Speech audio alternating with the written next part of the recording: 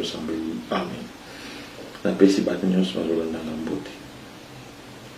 Bien-aimé dans le Seigneur, Kolo Yesu Masia apambola bino.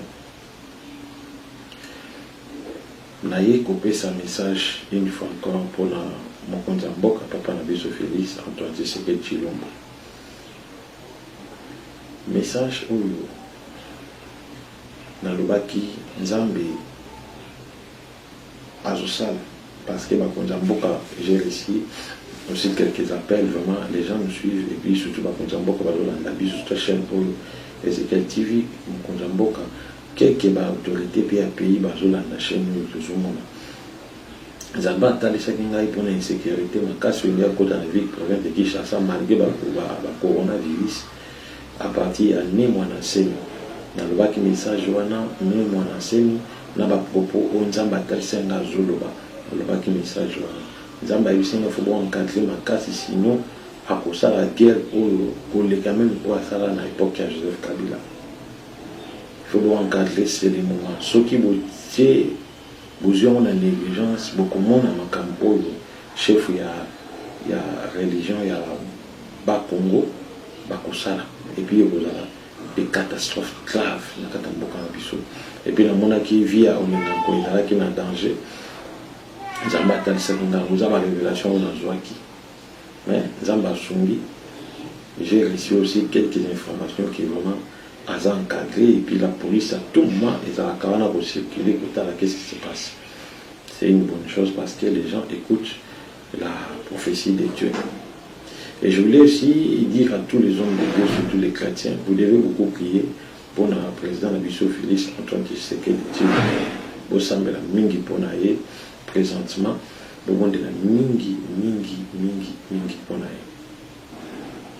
Azana banguna ebele ou balingi avancement ya mboko te. Ba décision ou ya zuzwa, ba décision wana zo bloquer la trop des ennemis puis trop de combats. Nzamba zo protéger, Nzamba zo boutela. Et nous les chrétiens devons beaucoup prier pour le président de la République. Beaucoup prier pour le président de la République. Ba ennemi na ba osala tous les moyens ba préparer tout bien un coup d'état. Présentement. Il va préparer coup d'état. Mais coup d'état, on est déjà en marche. L'adversaire, il va ennemi.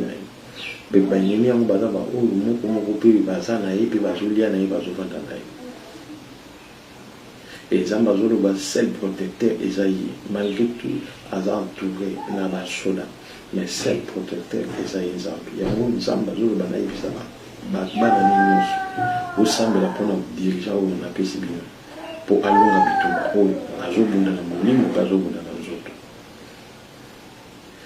Après Covid-19, coup d'état évoqué Salam, mais nous avons pas protéger le président de la République.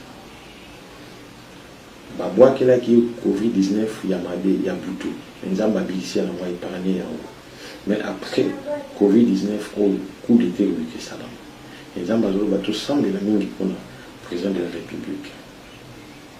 Azo soutien moko spirituel ya libanda ke ni kisi ni franc-maçon ni magie atika la bomo ni kabal juif atika la bomo asali na Jésus-Christ atilika na Jésus-Christ et puis vous continuez à vous c'est ainsi dit le Seigneur.